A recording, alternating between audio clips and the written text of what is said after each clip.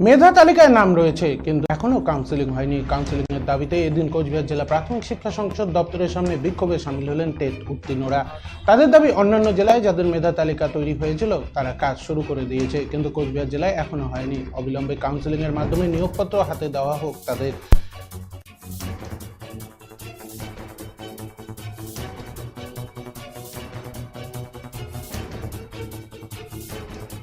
তারা চান যাতে দ্রুততার সাথে কাউন্সিলিং এর তারিখ দিয়ে দেয় সংসদ, অন্যথায় বৃহত্তর আন্দোলনে সামিল হবেন তারা।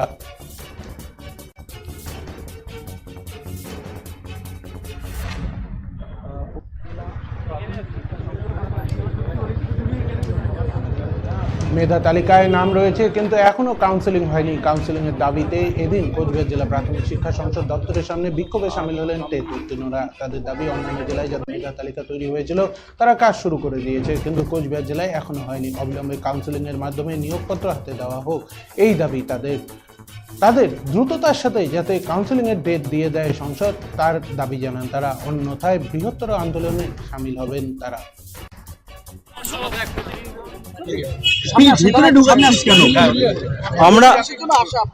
আমরা আজকে এখানে আসছি, আমাদের যে 2022 রিক্রুটমেন্ট প্রসেস যেটা আমাদের সুপ্রিম কোর্টের পর্যবেক্ষণে ছিল, সেখান থেকে নির্দেশ দেওয়া হয়েছিল প্রাইমারি বোর্ড ওয়েস্ট বেঙ্গল তো রেজাল্ট দ্রুত পাবলিশ করার এবং এদেরকে খুব দ্রুত জয়েন করানোর জন্য।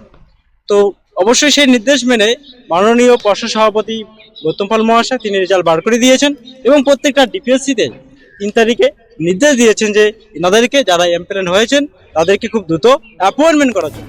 কিন্তু প্রত্যেকটা ডিপিএসসি প্রায় তাদের কাজ শুরু করে দিয়েছেন এবং কালকে সেখানে অ্যাপয়েন্টমেন্ট হাতে দেওয়া হয়েছে। আজকে তারা অনেকেই নিয়োগ করলেন চাকরিতে, কিন্তু আমাদের কোচবিহার যে ডিপিএসসি আমরা আজকে 3 দিন ধরে আসছি, এনারা আমাদেরকে বলছেন যে চেয়ারম্যান সাহেব আছেন সেই চেয়ারম্যান এখন ডিএম স্যার নিজেই তিনি নাকি অ্যাপ্রুভ করছেন না।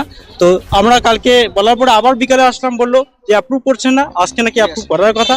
কিন্তু আমরা বুঝতে পারছি না যে আদৌ কি কাজটা ঠিকমতো হচ্ছে। কেন আপনারা কারা এবং কেন এই আমরা 2022 প্রাইমারি রিক্রুটমেন্ট বোর্ড মানে লিস্টের মেরিট লিস্টের কোচবিহার ডিস্ট্রিক্টের চাকরি প্রার্থী। আমরা দীর্ঘ 7 বছর ধরে অপেক্ষা করে যা সুপ্রিম কোর্টের নির্দেশে আমাদের এই মেরিট লিস্ট প্রকাশিত হয়।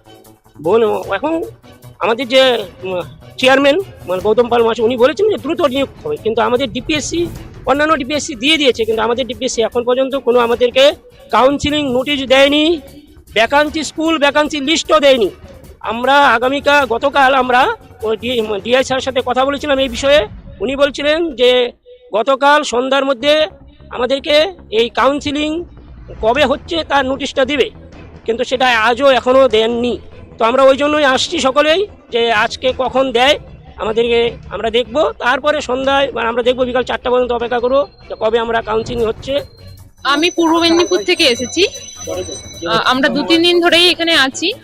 2-3 দিন ধরেই এসে এখানে প্রত্যেক দিনই খবর নিয়ে যাচ্ছি। প্রত্যেক দিনই আমাদেরকে বলা হচ্ছে ডিএম অ্যাপ্রুভ করছে না। এসে আলটিমেটলি কি হচ্ছে সেটা তো আমাদের পক্ষে বোঝা সম্ভব নয়,